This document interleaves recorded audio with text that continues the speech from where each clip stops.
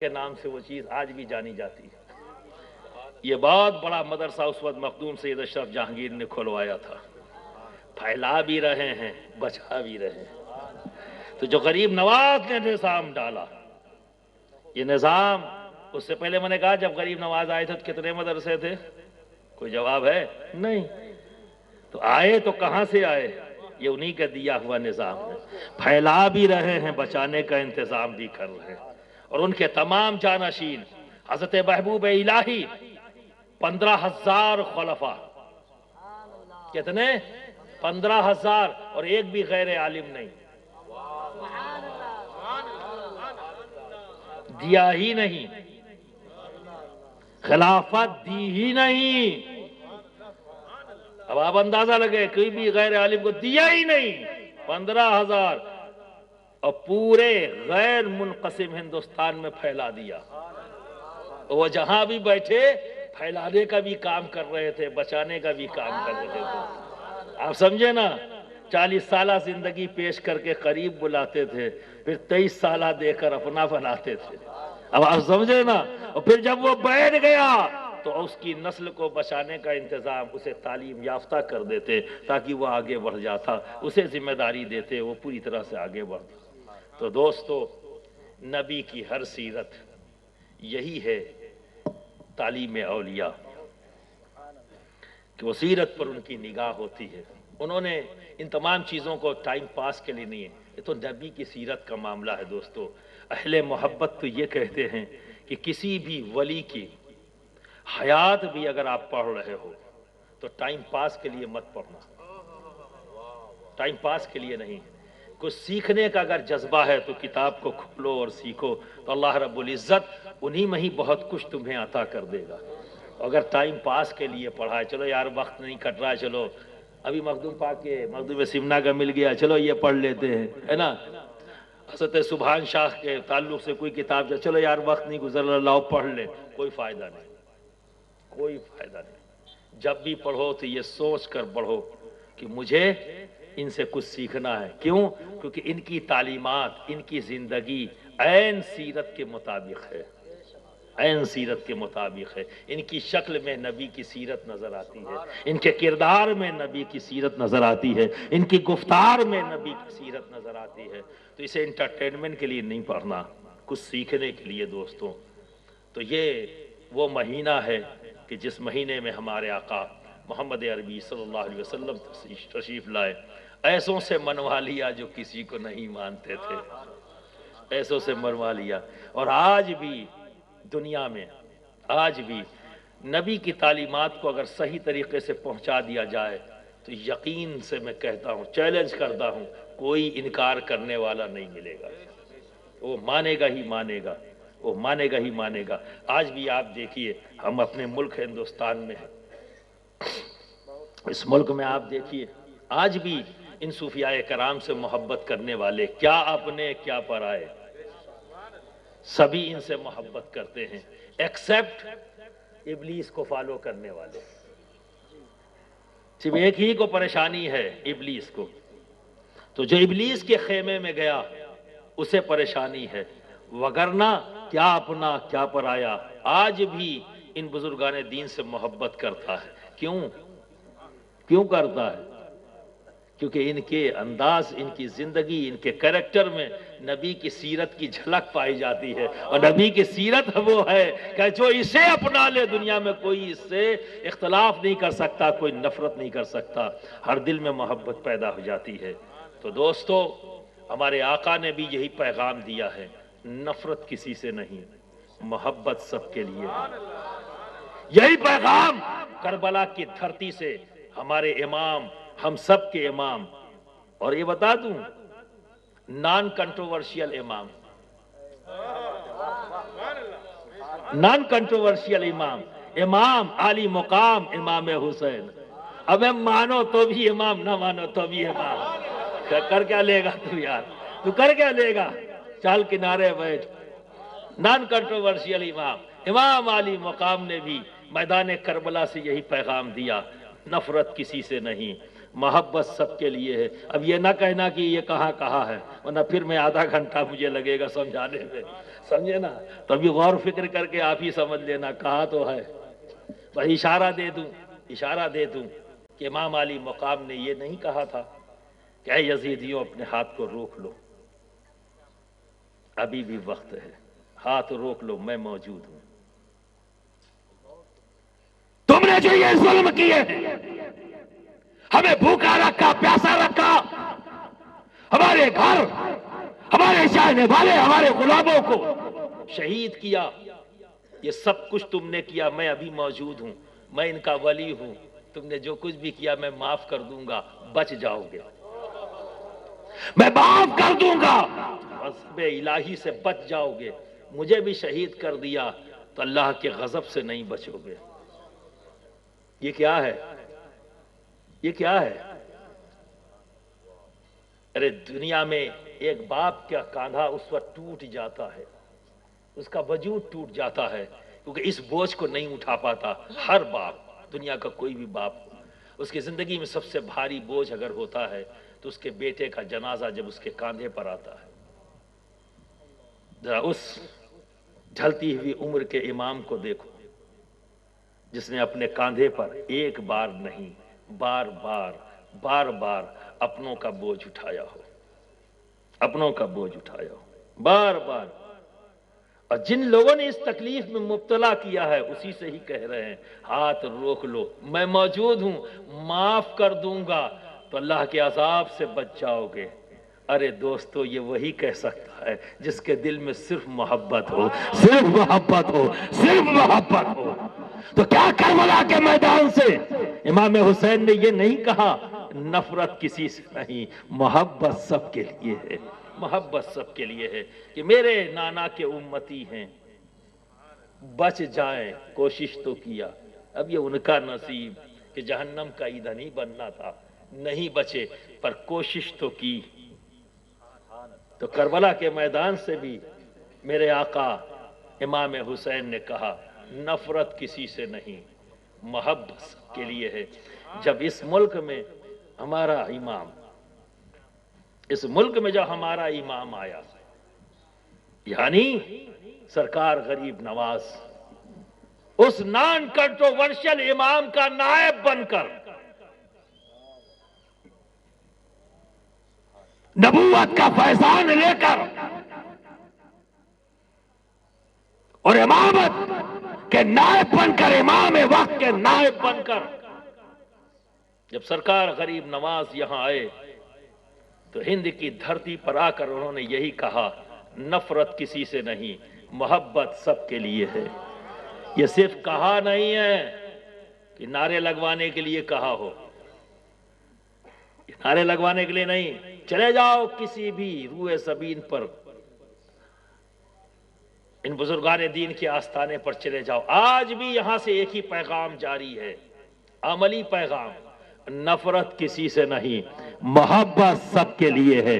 کیا اپنا کیا پرایا، کچھ بھی آئے، جب ان کے یہاں پہنچ جاتا ہے کوئی بھی پریشانی ہو، سنجیدگی سے اس پر غور کیا جاتا ہے اور اس کے حق میں فیصلہ کیا جاتا ہے۔ یہ نہیں دیکھتے کہ آیا کون ہے، یہ دیکھتے ہیں کہ پریشانی کیا ہے۔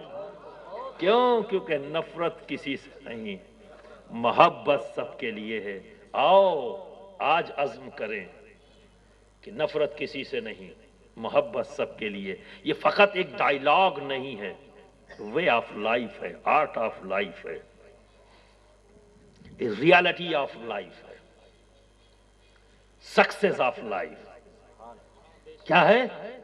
نفرت کسی سے نہیں، محبت سب کے لیے ہے۔ میں خانقاہی آدمی ہوں، فقط مولوی نہیں ہوں۔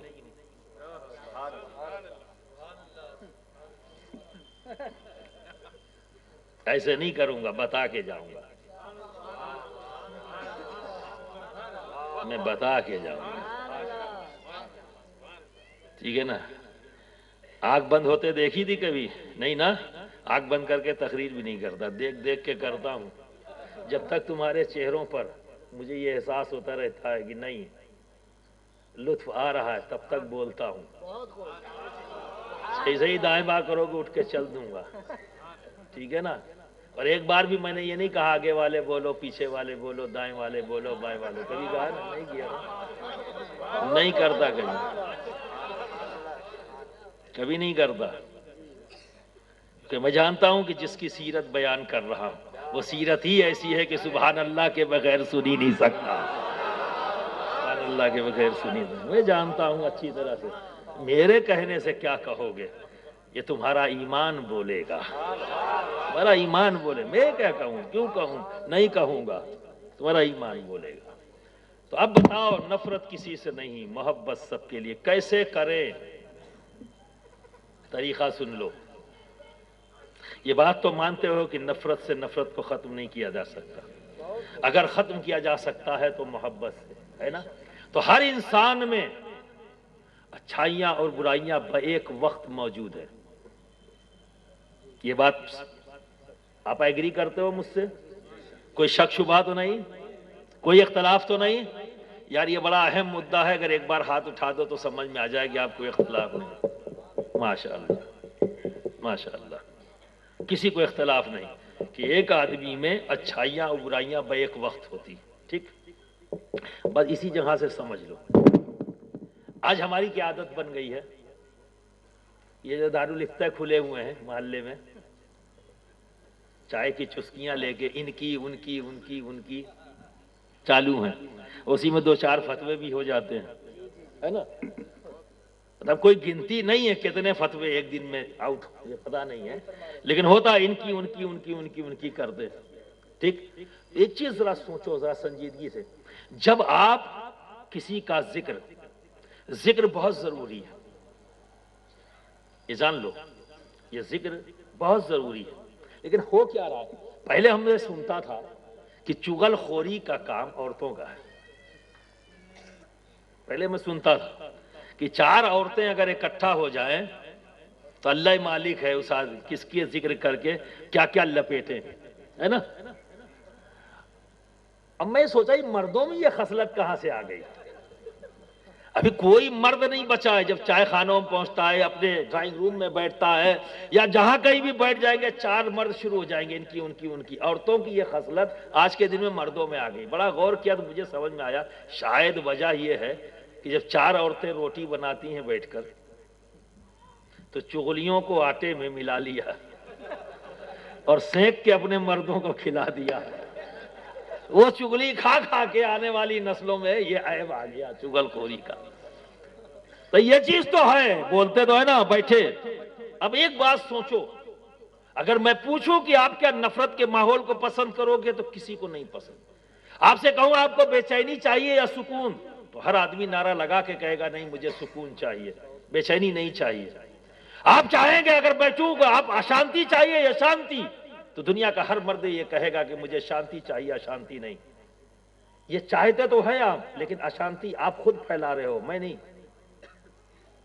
آپ خود آپ خود آپ خود آپ خود کیونکہ آپ اس چیز سے بچے نہیں ہو. 4 لوگ اکٹھا ہوئے تو کیا کیا, فلاں آدمی ایسا ہے, فلاں ایسا کرتا ہے, یہ کرتا ہے وہ کرتا ہے. تو جو کھڑا ہوا بولتے بولتے, جو ذکر کر رہا ہے بولتے بولتے اس کی برائیوں کو یاد کر رہا ہے نا, تو بولتے بولتے اس کے دل میں نفرت پیدا ہو گئی. اور جو 4 بیٹھے سن رہے تھے ان کو سن سن کے نفرت پیدا ہو گئی. آپ دیکھ رہے ہیں ذکر کی محفل تو سجی, جس کا ذکر ہوا پر اس کی برائیوں کے ساتھ, تو ذکر کرنے والا ذکر کرتے کرتے اس کے دل میں نفرت پیدا ہو گئی. 4 جو بیٹھے ہوئے سن رہے تھے, سنتے سنتے نفرت پیدا ہو گئی. تو آپ تو نفرت کو پھیلا رہے ہو. اور یہ ہر گھر سے, ہر محلے سے, ہر گلی کے نکڑ سے یہ کاریکرم چالو ہے. یہی وجہ ہے کہ آج اتنا نفرت ہمارے درمیان میں ہے. شکوک و شبہات کے ماحول. آج باپ کو بیٹے پر اعتماد نہیں, بیٹے کو باپ پر نہیں, بھائی بھائی پر اعتماد نہیں, کیونکہ ہم نے نفرتوں کا ماحول اتنا گرما دیا ہے کہ ایک دوسرے سے دوری پیدا ہو گئی, محبت نہیں ہے. آئے گی کہاں سے جب نفرت پھیلا رہے. آؤ اس انداز کو بدل دیں, اس انداز کو بدل دے. چونکہ انسان میں برائیوں کے ساتھ ساتھ اچھائیاں بھی ہیں. اور سوچ لو کہ اب آج کے بعد کسی کی برائی کے ساتھ اس کا ذکر نہیں کروں گا. अच्छाई के साथ ही जिक्र करूंगा, चूंकि हर इंसान में अच्छाइयां भी मौजूद हैं। तो जब चार लोग इकट्ठा होंगे और किसी का जिक्र करोगे, तो जिक्र करते करते जब उसकी अच्छाइयों का जिक्र करोगे, तो जिक्र करते करते दिल में मोहब्बत पैदा हो जाएगी। और जो चार बैठे सुन रहे हैं, उस जिक्र को सुनते सुनते उनके दिल में मोहब्बत पैदा हो जाएगी। और जब ये अंदाज हर गली के नुक्कड़ से शुरू होगा, हर घर से शुरू होगा, तो मुमकिन है कि आपका शहर हिंद का पहला शहर बन जाए, ये नारा बुलंद करने वाला कि नफरत किसी से नहीं, मोहब्बत सबके लिए है। मुमकिन है कि यही चीज आगे बढ़ते बढ़ते हमारा मुल्क इस नारे को बुलंद करने वाला बन जाए कि नफरत किसी से नहीं, मोहब्बत सबके लिए है। और 2016 में वर्ल्ड सूफी फोरम के जरिए हमने पूरी दुनिया को यह पैगाम देने की कोशिश की, यही स्लोगन दिया, पूरी दुनिया को दावत दिया ये कहते हुए, आओ हमें देखो, हम हिंदुस्तानी मुसलमानों को देखो, हम हिंदुस्तानियों को देखो, हम भी नबी की 63 साल जिंदगी को अपनाए हुए हैं, हम भी शरीयत मोहम्मदी को फॉलो करते हुए इस मुल्क में आसानी से रह रहे हैं, मोहब्बत के साथ रह रहे हैं। और इसी में हमने अपनी गंगा जमनी तहजीब को आज जन्म दिया और बड़ी आसानी से मोहब्बत के साथ रह रहे हैं उस मुल्क में जहां 100 किलोमीटर पर जबान बदल जाती है, कल्चर बदल जाता है, आस्थाएं बदल जाती हैं। उस मुल्क में हम शरीयत मोहम्मदी के पाबंद रहते हुए और उस 40 साल जिंदगी की जो तसव्वुफ की तालीम, इंसानियत की तालीम नबी ने दी, और ये 23 साल जिंदगी जिसमें नबी ने शरीयत की तालीम दी, इन सब पर अमल करते हुए इस मुल्क में, हिंदुस्तान में, अपने प्यारे अजीज वतन में हम अमन और सुकून के साथ रह रहे हैं। यही पैगाम हमें देना था दुनिया के तमाम मुल्कों में जहां फसाद और टेररिज्म चल रहा है, मारकाट चल रही है। तो हमने ये कोशिश किया 2016 में वर्ल्ड सूफी फोरम के बैनर से कि आपके हाथों जबान भी एक है, मजहब भी एक है, आस्था भी एक है। कहीं ना कहीं इस्लाम को समझने में आपसे गलती हो गई। जो जमीन पे पड़ा हुआ है वो भी कह रहा है अल्लाह अकबर, और जो गर्दन पर छुरी रखे वो भी कह रहा है अल्लाह अकबर। इस्लाम को समझने में कहीं गलती हो गई। अगर इस्लाम को जानना है तो आओ दावत देते हैं, हम हिंदुस्तानी मुसलमानों से सीखो, हम हिंदुस्तानी मुसलमानों से सीखो, क्योंकि हमने इस्लाम को जाना है 63 साल जिंदगी से। नबी के 63 साल जिंदगी को हमने अपनाया है। सिर्फ 23 साल को लेके चलोगे तो कहीं ना कहीं नाइंसाफी कर जाओगे। तो नबी की 63 साल जिंदगी पूरी के पूरी हमारे लिए आइडियल है। हम जब उसे फॉलो करते हैं, ठीक है, तो अमन और सुकून के साथ रहते हैं इस मुल्क के। ये एक मिसाल है हमारी गंगा जमनी तहजीब, हमारा आपसी भाईचारा, ये हमारा जो टॉलरेंस है, एक्सेप्टेंस। इसीलिए वर्ल्ड सूफी फोरम का जो हमने आपका जो पॉइंट्स चुने थे वो 3 थे, टॉलरेंस, एक्सेप्टेंस और अनकंडीशनल लव।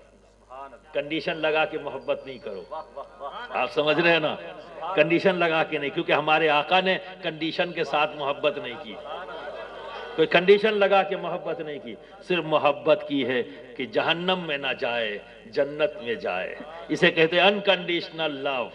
तो सामने कौन खड़ा है ये मत देखो, ठीक है ना, बस ये है कि हमें कौन सा फार्मूला फिट करना है। अगर कलमा गो है तो 63 साल पेश करो, और कलमा गो नहीं है तो 40 साल पेश कर लो, पहले उसे पेश करो, क्योंकि ये एक कामयाब फार्मूला है अहले स्टेज के लिए। इस फार्मूले पे आ जाओ, यही फार्मूले पर काम करके हज़रत ने भी यहाँ काम किया, और आज आप देखिए यहाँ आज भी मौजूद हैं, और आज भी इनसे मोहब्बत करने वाले मौजूद हैं। बरसों गुजर गए, ये बरस इन पर हायल नहीं हुए, अभी भी देख लो, अपनों में भी और परायों में भी अभी भी ये जाने रहे। क्यों? कि उन्होंने दोनों काम किया है, 63 साल जिंदगी पर अमल किया है।